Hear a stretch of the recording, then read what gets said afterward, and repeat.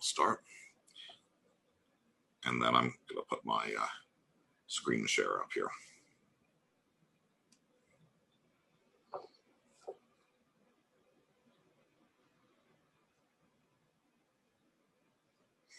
Okay, good. So here's the background of this, the idea of the ill-posed problem versus the well-posed problem. So ill-posed problems are things where you don't have a solution or you don't have a unique solution. So a typical situation might be I have some function of x, and I have, sorry, get this working. I have two functions. I have x1 at some point, and I've got x2 at some other point, and these both map to the same value of y equals f of x. So this means f of x1 equals f of x2. And now I seek something that looks like the inverse. I want to find, can I find an inverse function, x equals f inverse of y? And of course that doesn't exist, because if I were to pick this value of y here and try to invert it, there are two possibilities. And this is a situation where there's and this is a common thing that will come up, which is this inverse problem is considered an ill-posed inverse problem because you can't find a unique solution to it. This sounds like it's not a huge problem because, okay, let's pick one of the solutions. Okay, fine. But what happens if you do this? So let's suppose you now have a continuous function.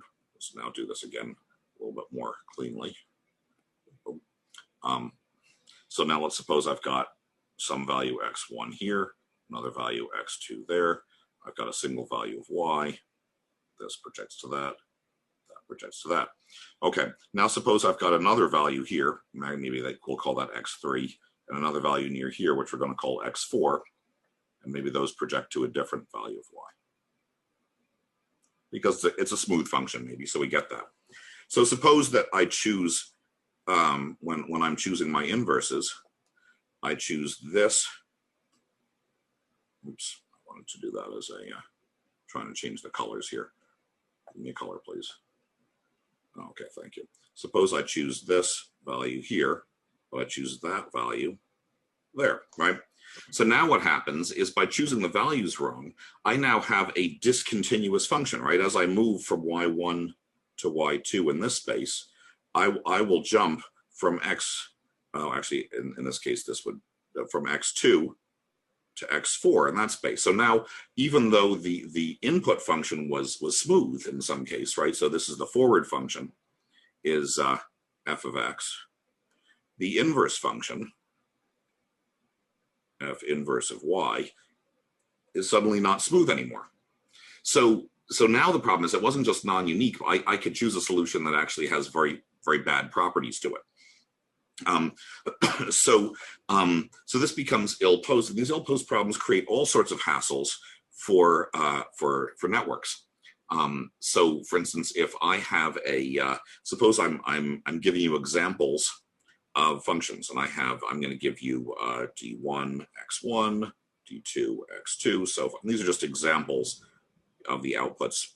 You know what, I'm not going to use the d's because I'll just use y's to be consistent. So I have y1 x1 as an example, y2 x2 is another example, y3 x3 is an example, and now suppose I have y1 x4 as another example. Okay, so of course these two, this is now non-unique. But when I'm trying to train this, what's going to happen is you may end up with conflicts, right? So suppose I'm now trying to train the inverse function. The forward function isn't a problem, right?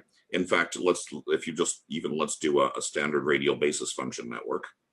And let's suppose that this radial basis function is on x1, that's x2, x3, x4, meaning that each of these basis functions looks like some function of x minus xi, right? So that it's centered on that. So this is a little thing centered on x1, x2, x3, x4. And now what's going to happen is I'm going to have y1, y2, y3. And it's no big deal to map these like that, right? It's no big deal in the forward direction. It's a perfectly good function. It's just not invertible. But now when we switch to the inverse direction, what's going to happen is I'm now going to have Here's y1, y2, y3. And I want to train it in the other direction, right? So now I'm going to have x1, x2, x3, x4.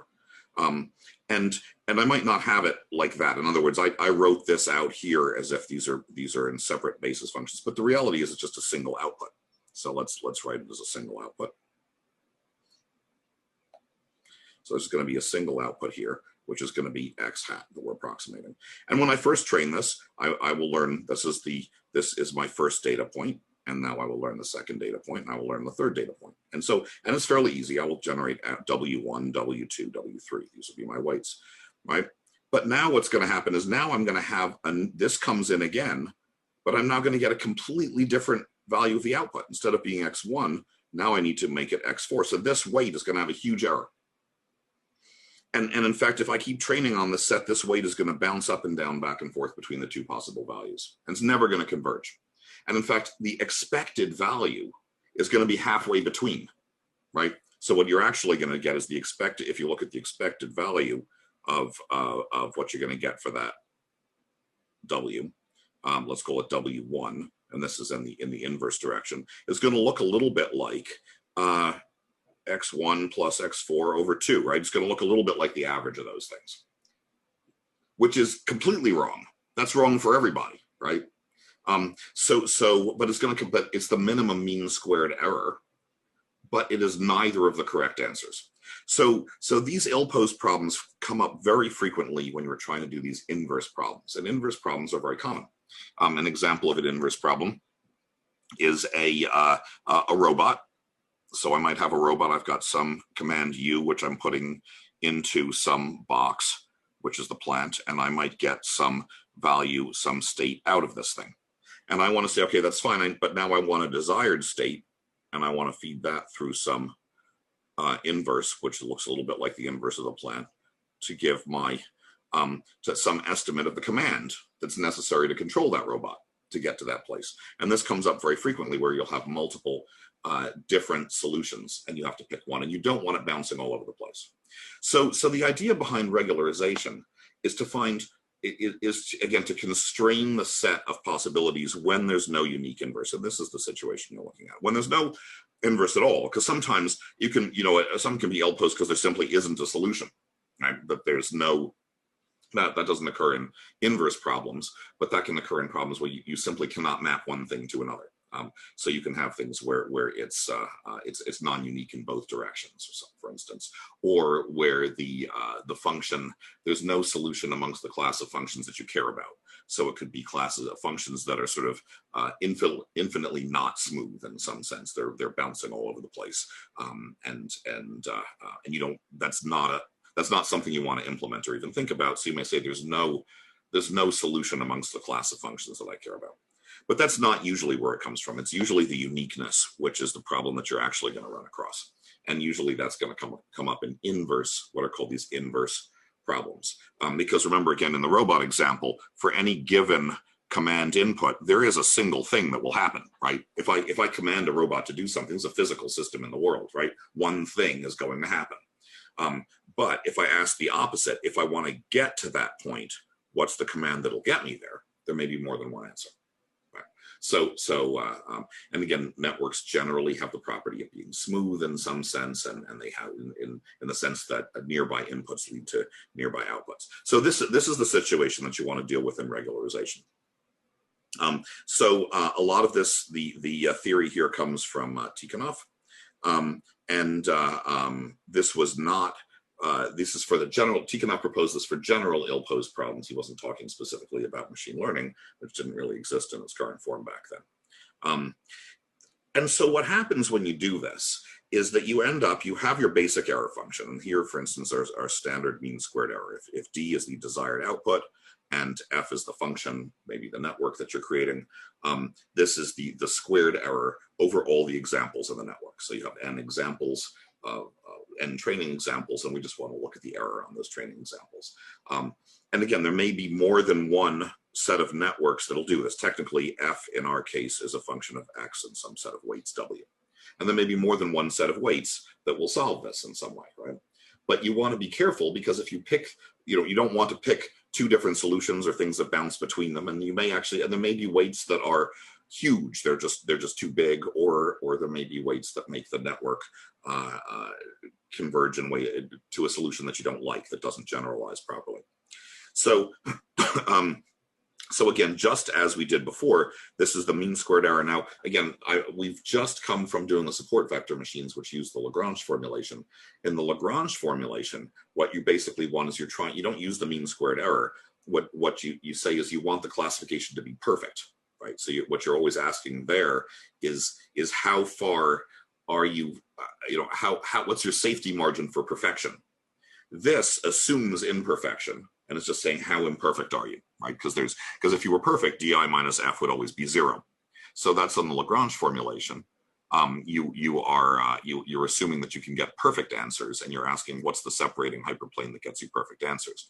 Here you're assuming imperfect answers. So I will make that that distinction at various points. And again, and d here generally is not binary. These are often it's just a continuous function. I could be approximating any smooth function. So what you do is now you add another term, just as in Lagrange, we add another term, but again, it has a different meaning to it, which is these regularizing terms. And the regularizing terms are almost always something about smoothness. So in this case, this capital D is a differential operator of some form. It's usually a linear derivative. So you can think of this as calculating the derivative. So what you're trying to do here is you're trying to say things like f prime of x, the magnitude of f prime of x, I want to be small, right? So I just don't want this thing bouncing all over the place, right? I want it to be sort of smooth. And that's one measure of smoothness. There's lots of measures of smoothness you could use. But in this case, in the original Tikhonov theory, this is what he's using. And these differential operators can be many different things. But for the most part, think of them as taking derivatives. It could be second derivatives, third derivatives. It could be looking at many different possible measures of smoothness.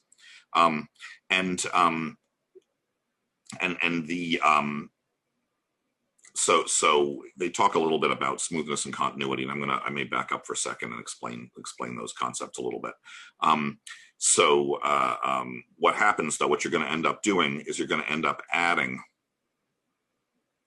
these two terms. Just again, it looks very similar to what happened in the Lagrange formulation. So we also have this lambda here. But it means something very different. The first thing is, remember in the Lagrange formulation, it was the sum of lambda I times di minus f of xi, right? It was this, right? So, and the point is you always wanted to get this thing to be 0 in the Lagrange formulation. And so what you're trying to do is you want, you're trying to use this as a constraint. So in this case, we're not using it as a constraint at all. This is not a constraint. Think of it as a desire. We're trying to keep it small. And that's the idea behind the regularization. So let me back up then and explain a little bit more about what's going on. First of all, let me talk about smoothness. There's different concepts of smoothness. The basic concept of smoothness is if things that are similar end up having similar outputs. So if x1 looks a little bit like x2, then that implies that y1 looks a little bit like y2, where yi equals f of xi, right? So if I have if the x's live in some space here and the y's live in some space there, and if this is x1 and x2, then y1 and y2 are close to each other also. These things that nearby things map to nearby things. And the way in which we write that in mathematics, and most of you have probably all seen this, is a typical way of talking about continuity, is that if x1 minus x2 is less than delta, then y1 minus y2 is less than epsilon for some values of delta and epsilon. And in fact, that you could set this as close as you want. So you say for every epsilon there exists a delta such that you could do that. That would be a typical way of formulating this. In other words, if I get y1 and y2 close enough, then x1 and x2 must be close enough. These things provide bounds on each other. You can have bounds of the form that x1. One form of bound on this might be to say y1 minus y2 is less than some constant times x1 minus x2. That's one form, a particularly strong form of continuity, right? It says I actually have a real, I can say what that bound is.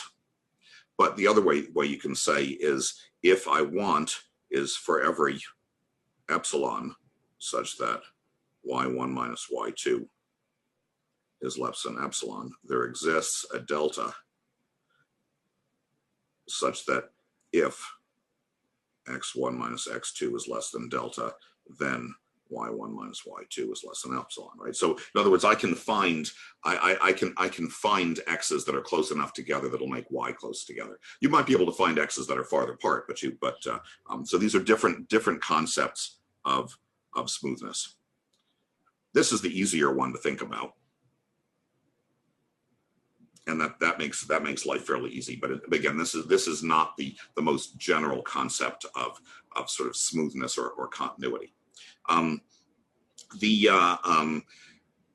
So you can imagine, for instance, linear functions are very smooth. So a linear function says that f of x1 plus x2 is equal to f of x1 plus f of x2, right?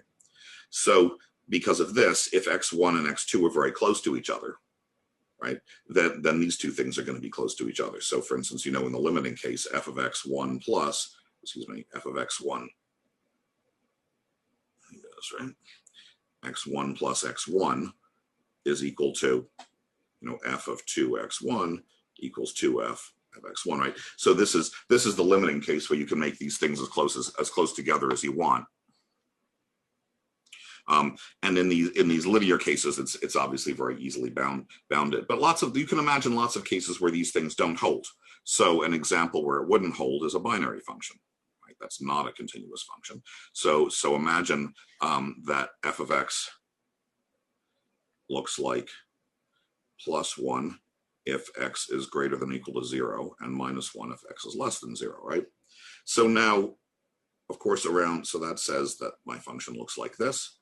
And I can find x's that are arbitrarily close together for which y is greater, is always too big, right? In fact, the difference in y's, y2 minus y1 is going to be equal to 2 most of the time, right?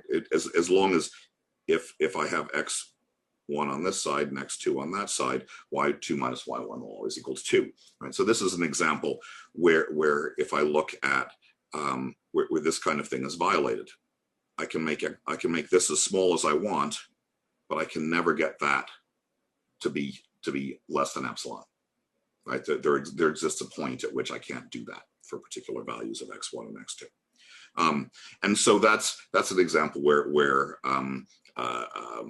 again, where these things, where continuity fails. So that makes sense, right? I mean, this is a not continuous function. I've drawn it like that, but really, the way in which you really ought to draw discontinuous functions is like this. I mean, you can't, connecting this and this with a vertical line doesn't make much sense. And in fact, you'll often, to be very clear, you could put a square bracket around that and a curly bracket around that to make it clear that this one, it's the x less than 0 doesn't include the endpoint, and the x greater than 0 does include that endpoint. So, and that's just, what are the, that just says what happens actually at 0. Right? And then the other way to think about this, of course, is from the calculus. You can say the limit as x goes to 0 from the minus side does not equal the limit as x goes to 0 from the plus side, right? This limit and that limit do not look the same thing. Right? And that's another way of thinking about continuity. So these are the basic ideas behind continuity. Differentiability just means that the derivative exists, right? So the limit as h goes to 0 of f of x plus h minus f of x over h, does that exist? Right? That means if that limit makes sense and exists in some sense, then it's differentiable. And the limit has to exist in the sense that the right and the left limit need to be the same. So otherwise we say, okay, that's not what we mean by the limit existing. So again, at this same point, if you look at the step functions, what's going to happen to the step function is, yeah, we can the slope here is 0, the slope here is 0, but the limit doesn't exist because that we can't, as we take it from the two different sides, we're going to tend to get different answers. And the other thing is that you want this limit to exist, and you also want that it takes the correct value, like that the limit, there is a unique value, f prime at something, in this case f prime at 0, that we can define uniquely. So the limit exists, and it's the same no matter which side you come from. So these are, sort of the hand-waving description of what continuity looks like. But these are the basic things that you're trying to get. You're trying to get continuity, and in some sense, you also want things that don't change too much. So you can have things that are continuous, but nevertheless extremely sharp, right? I could take the limit of, let's suppose I take the limit of Gaussians, right? Let's look at the limit as sigma goes to 0 of e to the negative, stop that please, sorry, things moving around on the page here for me, one back, of e to the negative x squared over sigma squared, okay? So that's this needs to be a negative. So this is a Gaussian. This thing here looks like a Gaussian bump around 0, right? And if I take the limit as sigma goes to 0, this thing is getting more and more peaked and more peaked. It's still a smooth function. It's a smooth function at every point, but it's extremely peaked, right? Eventually that thing is going to become sort of almost infinitely high as I take those limits. So that's not what I would consider a smooth function. So I might want my regularizer to reject that, to sort of say I'm going to penalize my cost function for that. So I'm going to create a cost function, a component of my cost function here, which is going to say I want that to be small. So I don't want to allow this thing to happen. And again, if I look at this and I look at the derivative, close to 0 on both sides of 0, you can see that that derivative is becoming bigger and bigger. It's becoming very, very steep. And so maybe I want to limit the maximum value of that derivative, or penalize if that derivative gets too high. So again, these are the kinds of things that happen in regularizers, and it says that I want smooth functions. So what's actually happening? So we talked about this before when we talked about the bias variance trade-off, right? I could imagine, suppose that I have a set of data points. This is X and this is Y, and I've got a bunch of data points that live like this, right? I could imagine that one possible function that I might want would be a nice smooth function that goes through those. But I could imagine another function that I might want would be a series of delta spikes at that, and that would give me a function that looks like this. Or I could imagine another function I might want might have a, sort of wiggle through all these in some funny way, right? So those are all valid. That's not like one of those is better than another. I might believe ahead of time what are the class of functions that these points come from. So that belief ahead of time is my prior, right? So it's a prior, and it's a prior on the set of possible functions. So you want to think of in the Hilbert space of possible functions, there are some functions we think are more likely and some functions that we think are less likely. Now, if I had a bunch of points that, I got some points that looked like this, I might say, okay, look, this probably is a very peaky function, right? I mean, I got that data. I might not believe, I could decide I don't like that data point, but you could say, but if you believe in the data point, then you can say, look, this is likely to be a very peaked function. And that's unlikely, but it happened, right? Things happen. So again, you can decide what you want, but the point is you could say that was less likely. And so that if, for instance, I hadn't seen that, but I'd seen points that looked like this, I'm more likely to pick the smooth function than to pick a superposition of peaked functions. So again, this is so the regularizer is basically enforcing the belief in the prior. And the reason I'm really harping on this point, and we've talked about it before, we're going to talk about it again and again and again. Every time you build a machine learning algorithm, whether you use a regularizer or not, there's always a prior on the set of functions that you can approximate. The choice of network creates a prior. The choice of structure says these are the class of functions that I can approximate, right? I could have, if I'm doing a multi-layer network with a bunch of different layers, there is some set of functions that can approximate, and there's some set of functions that it can't approximate, and there's some set of functions that it approximates better than others, right? So if I wanted the weights on this to be small, weight small is going to have a different set than if the weights are big, right? So the whole set of functions in the function space, maybe these are the small weight, weight small, and then maybe there's a set of functions over here which have the big weights, right? And this is the whole set of functions, and I could make assumptions about which of these functions I want. And the choice of the network already says, okay, which is the big space I'm in. And then within that network, I can say, well, I'm going to make some choices of weights. And you have no choice about this. You must, all of these things are approximations. And you must do this. So you think, okay, well, I'm not going to put any limit on the weights. But of course you did, because the weights are represented as floating point numbers. And those things have both precisions and maximum and minimum values. Those may be very large maximum and minimum values, but they're nevertheless are maxima and minima. So no matter what you do, you have a finite space of possible functions. And it's not just finite dimensional. In any computer implementation, it's actually finite, right? Because there are only so many combinations of the bits of the weights that exist, right? You take the number of weights in your network, it's if it's a 64-bit computer, it's that times 64, and 2 to that number is the total number of possible networks that you could create. It's a very large number, but it's not infinite. And so again, when you're trying to decide, and at the end of this course, you're going to have to do this for your projects and for much of the rest of your life. You're going to say, okay, what network am I going to choose for my data set?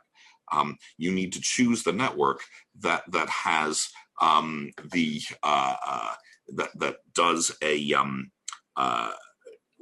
that satisfies your prior assumptions.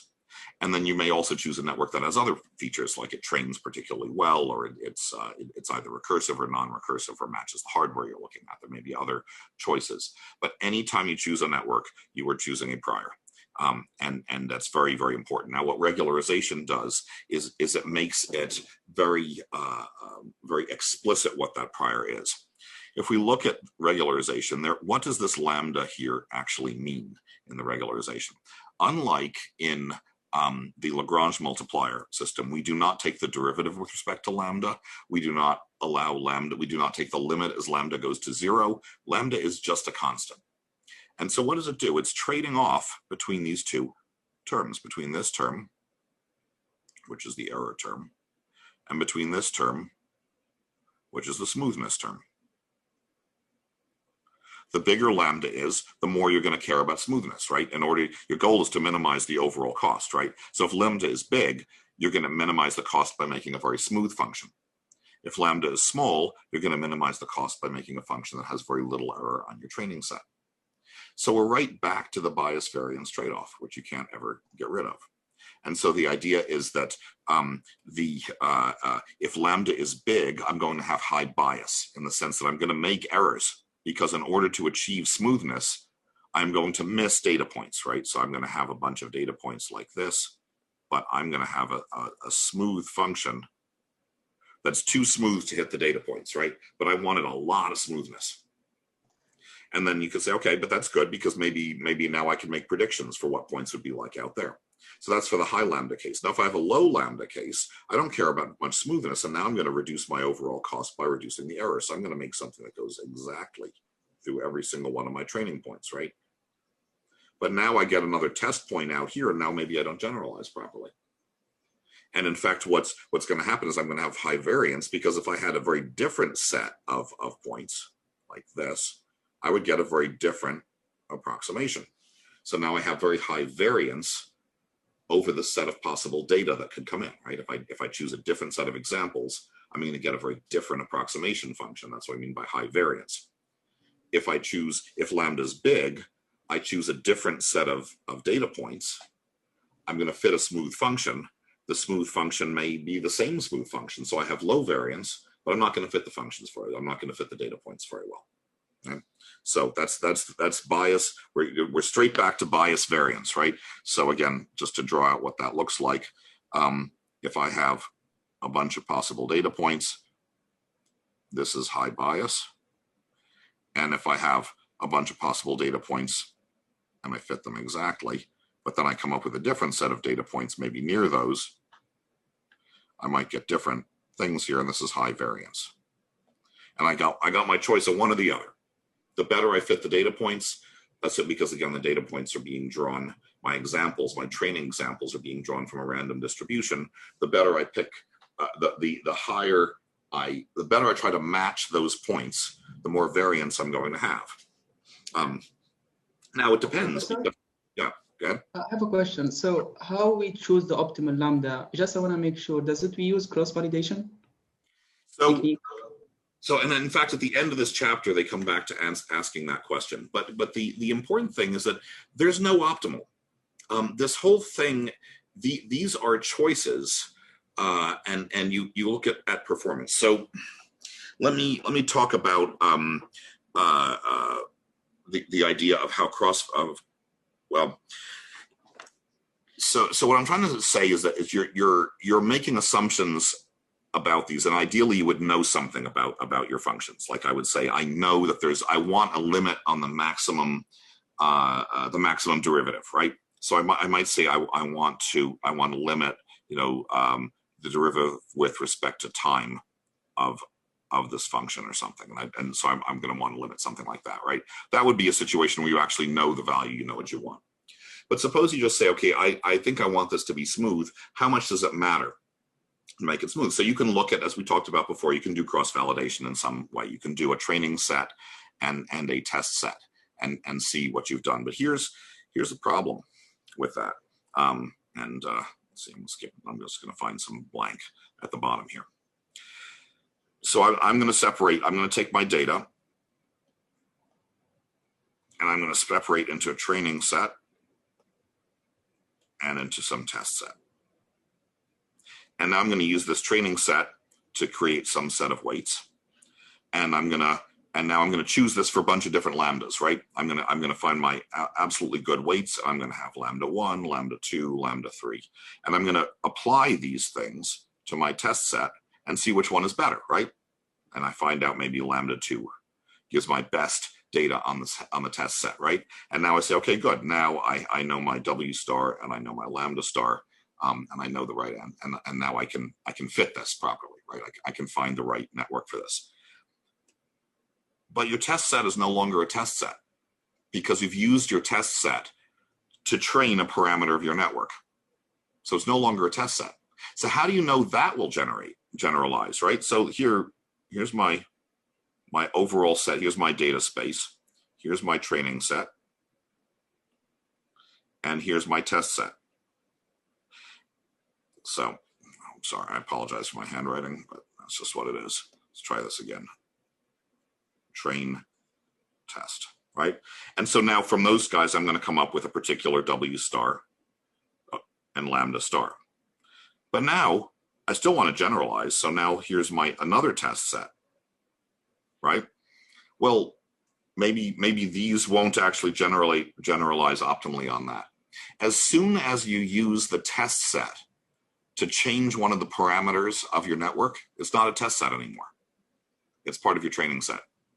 So this is, and because you're not predicting, right? Because I have the test set. Somebody handed you the test set. It's like they gave you the answer. If I'm gonna, it's like they gave you the final exam in advance, right? So now you knew what to study, but that doesn't mean you learned the stuff, right? So the point is that as soon as I give the test set, you pick lambda, you're going to get, it's now you don't know that that's going to generalize.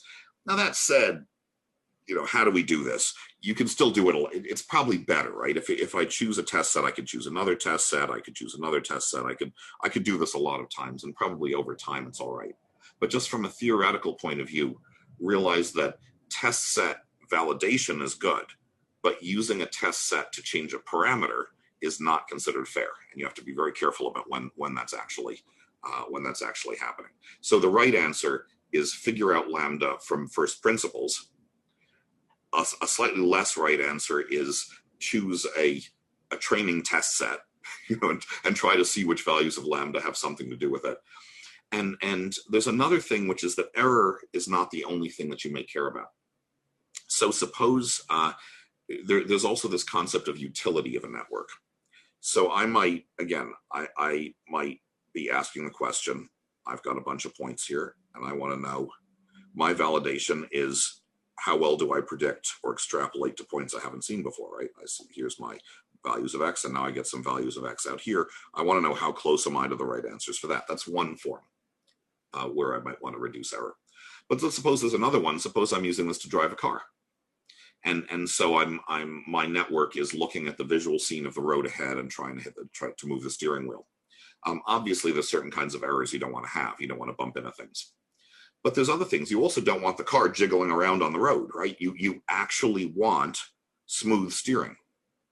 So sometimes what you're doing is you're choosing a set of functions, not because you think it extrapolates well or it generalizes well, but you're choosing a set of functions because you want their particular behavior, because you're going to use this for something and you want that behavior. I'm going to use it to move a steering wheel, and it just wouldn't be comfortable for the passengers if the car is jerking the steering wheel all over the place, even if as a result of doing that, it doesn't hit anything.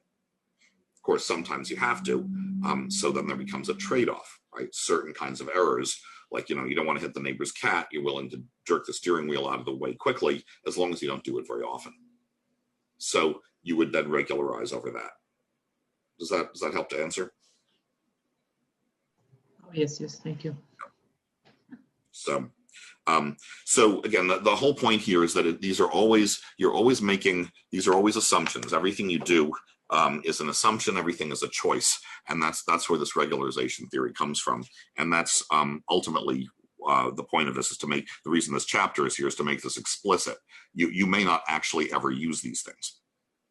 Nevertheless, I want to go through some of the math so that you've seen it before, because these are some concepts from multivariate calculus that may not be familiar to everybody. Now, the other way to think about this remember we talked about in Hilbert spaces. There's a number of ways if you have a Hilbert space. How do you make is I can say the whole set of functions in that Hilbert space f of x I can write as a sum of wi phi of x, right? So this is and where phi is of some very large basis. In fact, it could even be could be infinite, right? It could go up to infinite numbers. And then I'm going to have a subset, which is going to be a particular f of x is approximated by I equals 1 to n of wi phi of x, right? So then the error is equal to the sum from n plus 1 to infinity of wi phi of x, right? And so this is in the Hilbert space formulation what an assumption looks like. And you can imagine, suppose that the phi's were sine and cosines, right? So what this means is I'm constraining this to be low frequency. I'm only going to use the sines and cosines up to certain frequencies, and then beyond that I won't use them. So that's a low pass filter. A low pass filter is an assumption about it's a network. It's an assumption about the structure of the data. I'm going to find the best smooth function in the Fourier sense that approximates the data. So again, and this choice of n then determines your bias variance, right? If n is infinite, I'm going to have very high variance but very low bias because I can fit anything. If n is very small, I can only fit smooth things, so I will have much lower variance but much higher bias. So but in Hilbert spaces, the way to think about this is what you're trying to do is find this projection onto a lower dimensional space, right? So the full Hilbert space might have functions that sort of live in many different dimensions, but I want to find this subspace. I want to find the value in that subspace that best approximates something in the higher space. And as we pointed out before, that's always done with it's always a right angle. Okay. All right. So Fréchet differentials are just what does it mean to do? Well, there's many ways in which you can define derivatives in high dimensional spaces. We talked about things like gradient functions, but this is slightly different. This is talking about sort of the value of the gradient in a particular direction. So the gradient is the direction, sort of the biggest derivative direction, right? Where am I? If I have a function that looks like this, the gradient at that point goes down in a particular direction, and that's going to be the largest point of the derivative. But in a Fréchet differential, you could say how big is the derivative in that direction. We're just going to ask for some other direction. So you pick some direction h, and then you look at the how much does this cost function change in the direction h, and the derivative with respect. So you're taking the derivative with respect to this beta, which is a scalar, evaluated at beta equals 0. So this might be f. This vector there is h, and what I'm going to say is how much does the overall cost function e change as I make small movements in the h direction. The important thing here, what makes this sort of slightly more interesting than doing gradients, is that we're talking about a function space. F is a function, and h is a function. So what is it? So this is the derivative of a functional. E is a functional, right? Because functionals map functions to the real numbers, right? So what's the derivative of a functional in the direction of a function? Which is, whereas a gradient is sort of the maximum derivative of a functional of a vector in a vector direction, or with respect to a vector. Right? So the Fréchet differential is just it generalizes the concept of directional derivative, but into function spaces. Okay, and you don't need to know very much about it, just that it exists so that you can define it. So when they start doing this, that a lot of the same calculus applies, which is that zeros, points at which the Fréchet differential is 0 in all directions, right, for any function, are basically our maxima or minima, right? So again, if you sort of want to draw this as a function space, if you've got a point there, no matter what direction I go in, I don't get a change in the top level cost, right? No matter at least the tangent. So a small motion in any direction leads. So I'll draw this from the top view. Stop that, please. From the top view, no matter what direction I move in from this point, I don't get any change in the cost function. So again, this is just generalizing to function space. The idea of function to function space. The idea of the theorem, the basic theorem of calculus that says when the derivative is 0, you're either at a maximum or at a minimum, right? But this has to be 0 in all directions. Remember, in the Lagrange formulation, you're at a saddle point. So the derivative in this direction, the first derivatives in all directions will be 0, but the second derivatives may show that these go down and that goes up. But again, even at saddle points, you can get this, right? So in multiple dimensions, they're not necessarily extreme, but they can be saddle points. So that's the Fréchet differential. And again, you don't need to worry. The main thing to remember is it behaves exactly like it would in a regular vector space. The reason all these things behave exactly like they do in a regular vector space is because of the Riesz representation theorem, which I told you about before. But the basic thing is that all operators in Hilbert spaces look like vectors, or all functionals, not technically all operators, but all functionals in Hilbert space look like vectors. So if I have a functional which says there's a cost j associated with some function f, I can write that as the dot product of some vector times the vector representation of f. So let me make this a capital F. So what that means is now I can write for any linear functional, it has to be linear. So if I were to write f is equal to the sum of vi phi I of x. So this is just using the remember, everything in the Hilbert space can be written like this. So if I do that, what the Riesz representation lemma says is that the WIs are good enough. That's all you need to know what f is. And also that anything that's a linear function, a linear functional of f, by linear it means that j of f plus g equals j of f plus j of g. Right? So and where j of f is a real number. So this is what we mean by a functional maps functions into real numbers, right? So things like the norm of f is a functional, right? Because this gives you a real number for any function f, and that might be the integral of f squared dx or something, right? That gives you a single number out of this thing.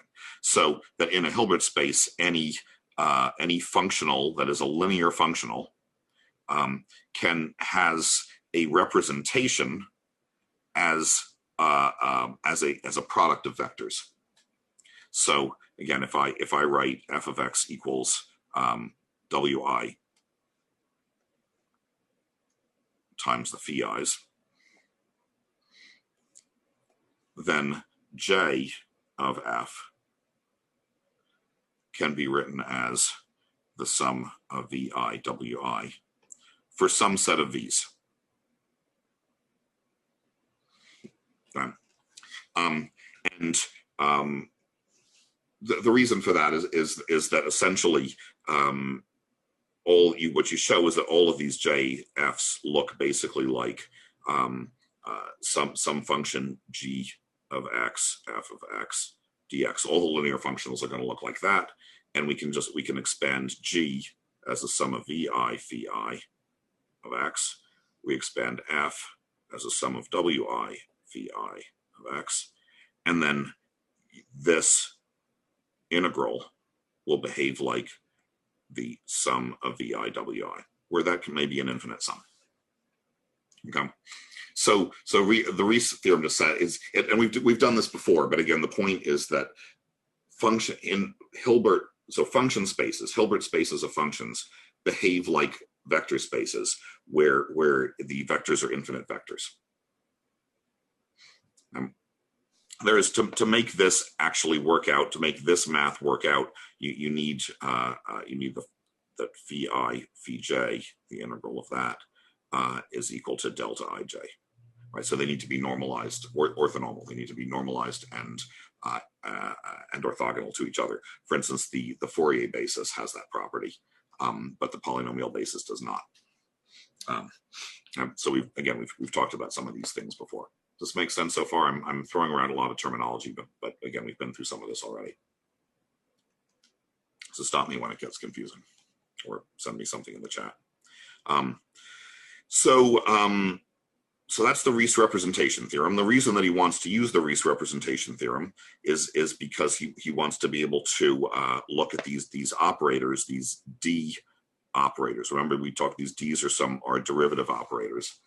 Derivative operators, and in particular, if you take derivative operators and you sort of take the magnitudes of these things, they can be you need some additional conditions, but they behave like linear functionals, and then they can be represented as over these linear bases, and that makes life that makes it easier to do these calculations. And what he's doing is he's going through the series of mathematical techniques that are needed to solve this problem, to actually find the correct optimized solution of a regularized optimization problem.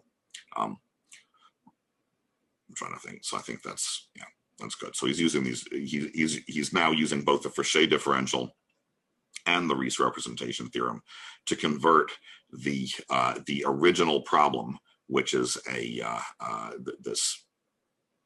this original problem, to try and convert the original problem of finding these differentials and setting them to zero to a problem that looks like a vector space problem.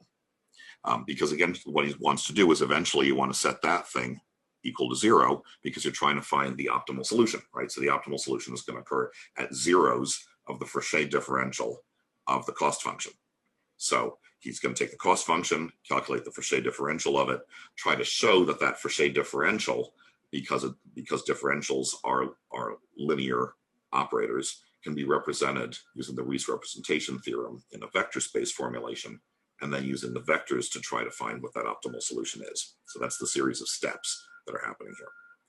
Now, at some point, he ends up dealing with the Euler-Lagrange equations. which is and the Euler-Lagrange equations apply in many different. They're used in many different contexts. Here, it's just a trick that he's using in order to try to simplify some things. But just to remind you how the Euler-Lagrange equations work and where they come from, it's a general technique for finding zeros of a particular class of functionals. So again, remember, we're talking about linear functionals. So if x is a function, j is a functional maps x into the real numbers. So it maps the space of functions into real numbers. It assigns a unique number to each function. So once again, the norm is a functional but not linear.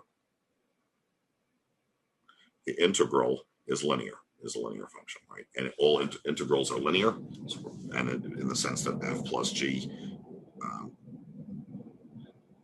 equals the integral of f plus the integral of g. So those are linear. They're functionals because they take a function and they turn it into a number.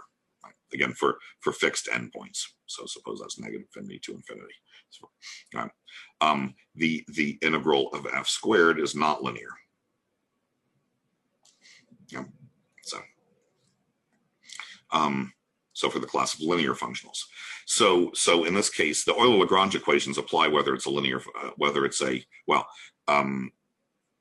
to apply to a particular class of functionals that may or may not be linear. But this is the particular class of functionals that they're talking about, is this integral of these functions h of x. So if you're looking at a function x of t, which might be a path, a trajectory through something, right? It's as time goes, I'm wandering around some space, x, and this is x at time t.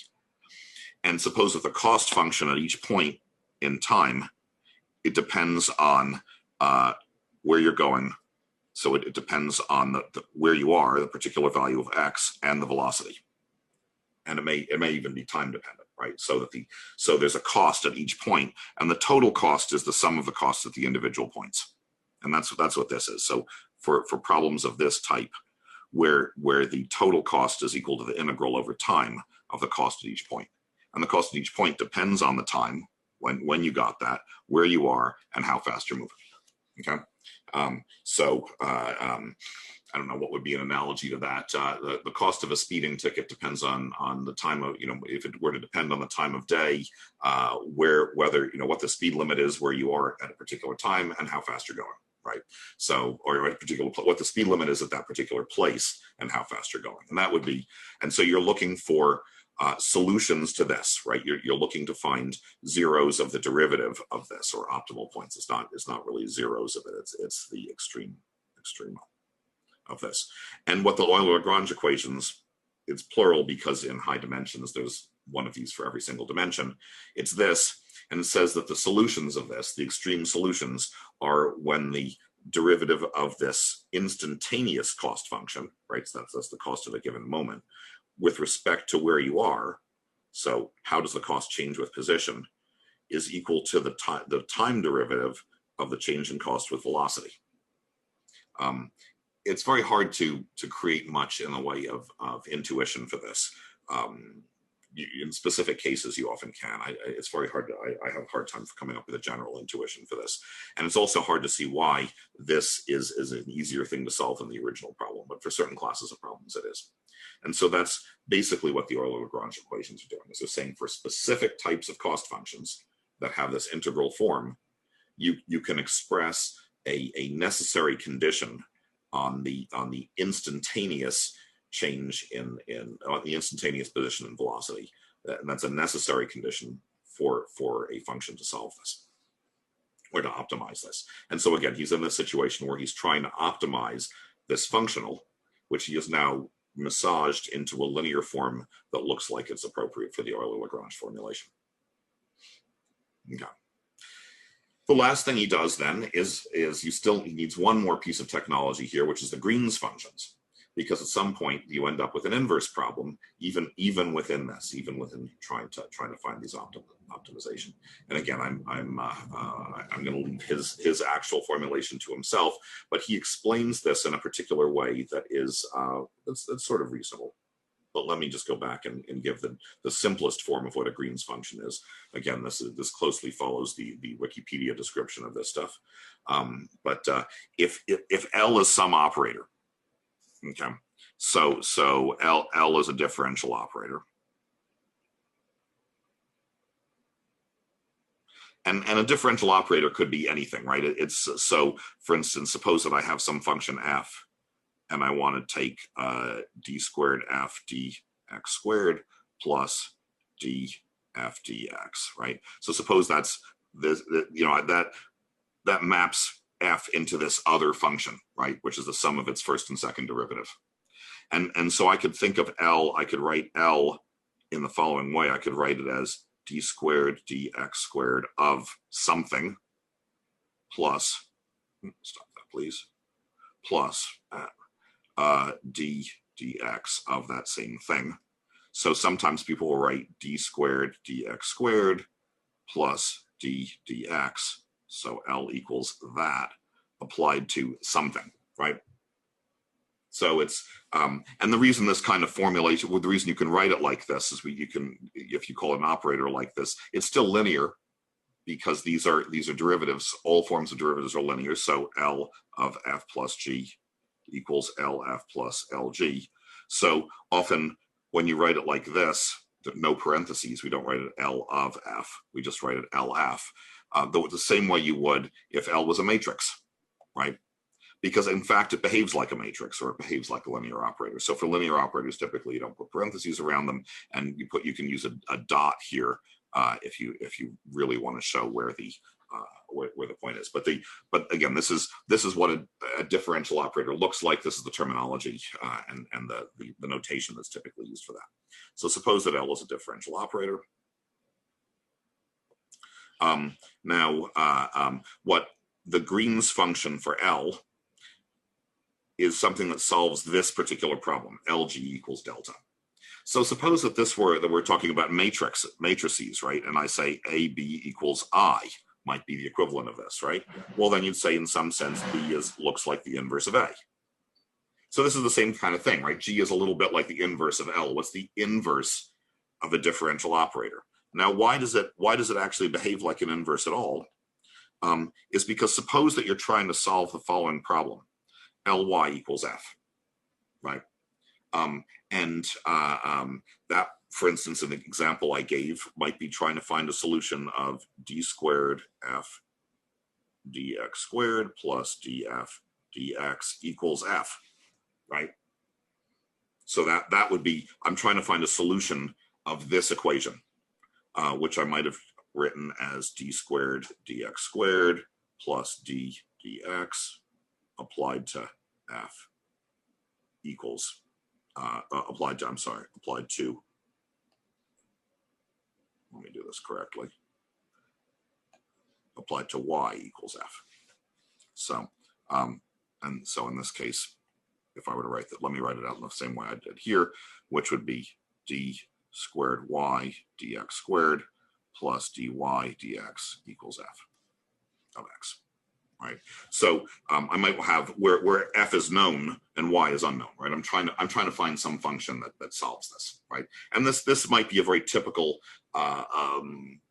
dynamics system, right? Where I have this y of x sort of describes the dynamics in terms of the second first derivative, so the position, the velocity, and the acceleration, and I have some forcing function here. And so these come up a lot in physics. And I want to say, okay, what's the value of y that solves this? So I want to find y, right? Find y given x. And so what it turns out is that y is equal to g star f. So it looks a little bit like, so g again is a little bit like the inverse, right? If I said a y equals f, then I might say y equals a inverse f, right? Might be a way of thinking about it in the matrix case, right? So it's the same kind of thing. G again here is behaving like the inverse. And the way to see that, and in this case is G star f, it's the convolution, G star f, which is, so a convolution of two functions. If we're just doing convolution of, say, let's say h and f, h star f, is a function of x is equal to the h of x prime minus x, f of x prime dx prime, right? So it's the convolution operator of those two things. You slide one function against the other. And so if you do this, then becomes a function of x, because again the integral is over x prime. So if I slide one over the other, and I get this new function there. So that's the convolution operator. So you can do these same convolution operators in G. So in general, G is for most of these is going to behave a little bit like a matrix. So the one way to think of these Green's functions is the Green's function can be thought of as having is itself a function of x and x prime. So because the inverses will generally look a little bit like that you're going to have. Well, what's going to happen is when you look at G star f, it's going to look like the integral of G x prime f of x prime dx prime, and that's what's meant by the convolution in these cases. And so what happens is that when we write this out, if we substitute G star f for y, so we say Ly, L G star f, that's y. But we know that LG equals delta, so that gives me the delta here. And we know that if you take the convolution of a delta function with any function, you get the function back. So if I take the convolution of the delta function with f, I just get right back to f. So that's why this ends up working out. Again, I'm being a little bit fuzzy with some of the math here because the form of the Green's function changes depending on how you're actually using it. In this case, what's happening is he's creating a particular Green's function here. So he's saying that he wants the Green's function of x and this other point to look like the delta of the difference between those, right? And so this is in some sense the again, G becomes the inverse of L. And then you can solve for what these Green's functions actually look like within a Hilbert space. The Green's functions themselves are they essentially map one function into another. And so when he pulls this stuff together, let's see if I can, I'm trying to figure out exactly where this ends up happening. When you look at this L f of x, it's L, now we're going to write f of x in terms of an expansion over the Green functions itself. So let's look at this function.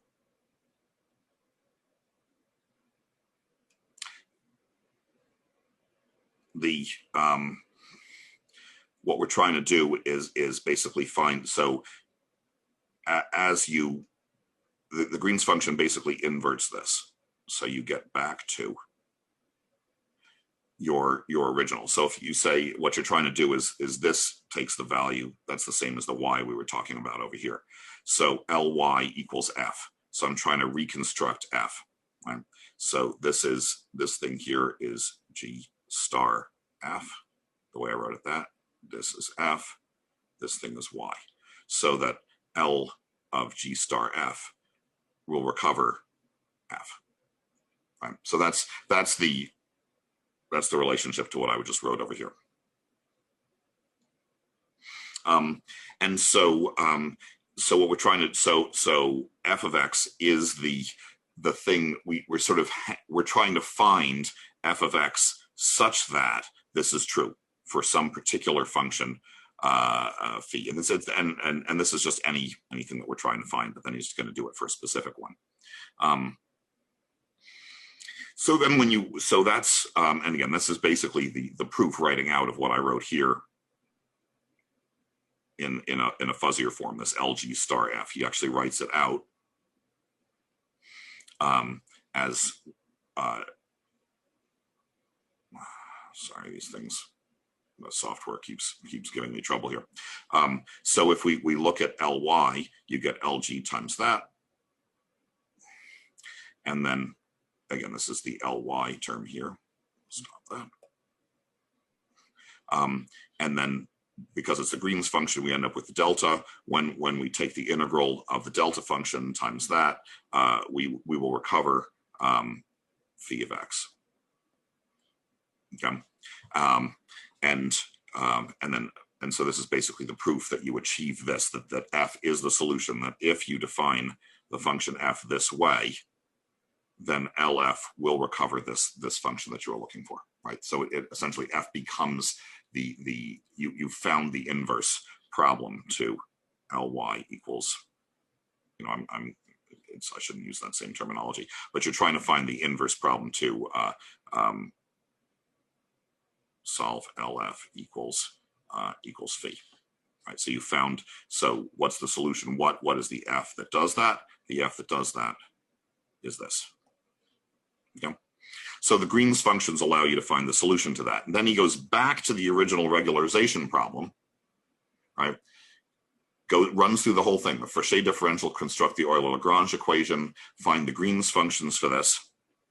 And at the end of the day, what you come up with is this is the inverse solution.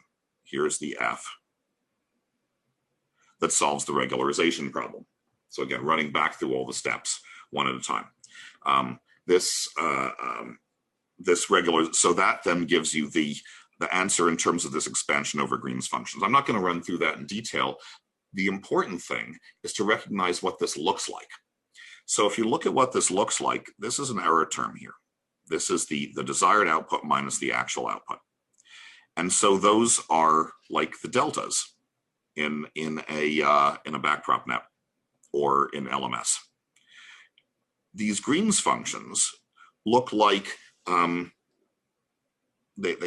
have the form of x, xi. And we'll see in a second that those things end up looking like basis functions. So the answer at the end of all of this is a basis function expansion, except that we know something about those basis functions. You can actually find the Green's functions. So you can actually find what are the optimal basis functions. So for instance, suppose that he goes through, well, and then you can also ask, what are the actual coefficients? What are the W's here? So what'll happen is this thing here looks like the sum of Wi gi of x, right? Or the way he's written it, sum of Wi g of x and xi. Right? But I could just easily say g of x and xi. I'm just going to call that g sub I of x, right? Because these are just particular examples. Those are your training examples. But so then the question is, what are the W's? But we have a lot of ways of finding the W's, right? That's trivial. We know how to do that. We can do that with LMS. We can invert matrices. We have lots of ways of doing that. He basically shows it here by inverting the matrices. But that's not the important point. The important point is, what do these Green's functions actually end up looking like? So at the end of the day, what you end up with is the correct answer, the regularized function. So this is your network approximation, looks like a weighted superpositions of Green's functions. Right? Now suppose that these things are translationally invariant. That in other words, for any, it doesn't matter where xi is, I want the Green's function to be the same. If xi is here or xi is there, I want the Green's function around it to look the same. That's what we mean by translationally invariant. So now g of x and xi actually looks like g of x minus xi. And so that's what he's talking about here. So if it doesn't matter where you are in space, if the actual value of x and xi doesn't matter, just the difference in the distance between them, then you get these translationally invariant Green functions. And for instance, one version of that is this, which is a radial basis function, where the Green's function depends only on the distance between some center point, in this case placed at the data, and where you are. So this is a radial basis function approximation. So a regularization problem with a translation invariant, or translation and rotationally invariant, so it has to be translation and rotationally invariant, and a translation rotationally invariant problem will always yield radial basis functions. So if your problem is a regularization, so it's a regularization problem, it's translation invariant, and it's rotation invariant, those three things automatically imply RBFs are the solution. right? But what RBF? Which one? And what this tells you is what that radial basis function should actually look like. Because there's different kinds of radial basis functions, right? You could have one that sort of rippled along like that. I'm not going to be able to draw this very well, but it could ripple along like this thing is still a radial basis function, right? It could ripple in different directions, or it could just be smooth like this and come down like that, or it could have a dip in the center and go up like that. There's lots of different radial basis functions. They're all radial. And depending on, or they can be, you know, they can be very wiggly. So again, your regularization assumptions about the smoothness will lead to the form of the radial basis functions. And in this case, what it shows is that if the cost function that you're using, suppose that your definition of smoothness is the Laplacian operator. And he uses that here. So let's pick, this is the Laplacian operator, del squared. It's the sum of the second derivatives in all directions. If you use that, and if what you're trying to say is that my regularization is that I want the Laplacian operator of f to be small, so my cost function includes lambda times that, right? If that's what I'm doing, and I want that thing to be small, then it turns out that the optimal answer is a Gaussian radial basis function. Where did that come from? The basic rule of thumb is anything that involves mean squared error or squared anything will end up with being Gaussian. So anytime your cost functions have squared terms in them, the answer is almost always Gaussian. That's not, you know, just rule of thumb, and it's not a mathematical proof of anything. But in this case, that's exactly what happened. We're looking at the second derivative, so because the second derivative, we only care about the second order terms in the Taylor series expansion. Those second order terms tend to have optima that look like Gaussians.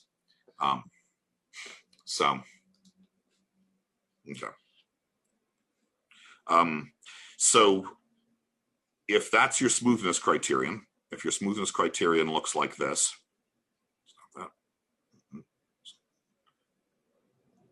if that's your smoothness criterion, then the answer is going to be a Gaussian radial basis function. And that's just an example of how he's doing this. You can, now again, he talks about these regularization networks,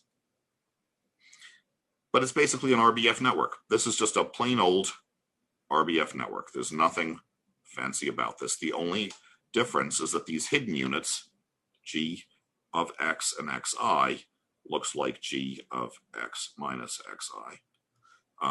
For RBFs, that these things, if you have the translation, rotation, invariant, then you end up with a with RBFs, which may be Gaussian if that's what your cost function is. So this entire chapter and all of this math is to get to the final statement that the right answer looks like a radial basis function network, where the particular basis functions depend on how smooth you want your network outputs to be.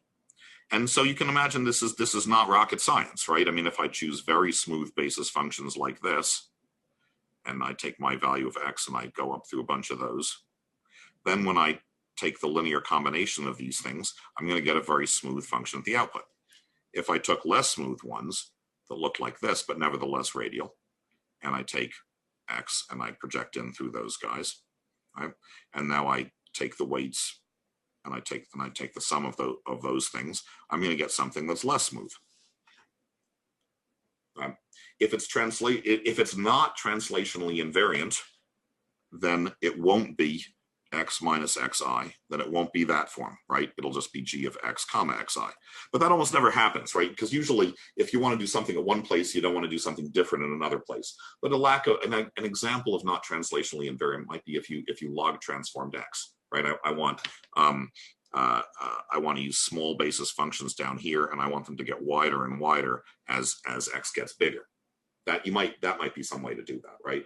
But you'd be much more likely to then say, okay, I'm just gonna log transform x, and I'm gonna make this to be log of x minus log of xi. So I'm just gonna log transform my axis so that I make everything come out even again, so that it's translationally invariant in the log space. But these are things that might be where, you know, so this, it could be that, but g of x xi doesn't. This is not translation invariant in the original untransformed space. So, and again, you might or might not want rotationally invariant. You could have a space where you care a lot more to be, you don't care about accuracy in the x1 direction, but you might care a lot about accuracy in the x2 direction. Again, that space is now no longer rotationally invariant. So although it may be g of x minus xi, it's not g of just the distance from x to xi, right? It depends on the actual vector, right? This xi and that x, the direction here may matter, not just the length. But you can again make this rotationally invariant by transforming it into a circle one, right? So I could take x and I could multiply by some transform matrix tx, which will just take this thing and make it circular. And now it is rotationally invariant. So often you will, when you do these radial basis functions, you will have some radial basis function of x and xi, which actually looks like the norm of some transformed x, t of x, minus some transformed t of xi, right? I might do some transform on the input into a space in which these things are rotationally and translationally invariant. For instance, I might log transform these things, or I might rotate them into some other axis and then log transform them. Might be something I would do. But nevertheless, I end up with a function that is a Green's function. And if I do this, the answer will be Gaussian radial basis functions. If I were to look at what those radial basis functions actually look like in the original x and xi space, they will be neither rotation nor translationally invariant in the original space, even though they may be in this transform space. So again, the point is when you're designing things, when you're designing networks, you use every trick in the book and you use all of any knowledge you have about the problem to try to construct networks that work for it. So I'm going to stop there. There were and again I'll hang out if people have questions. I'm happy to answer them. I'm going to stop recording too.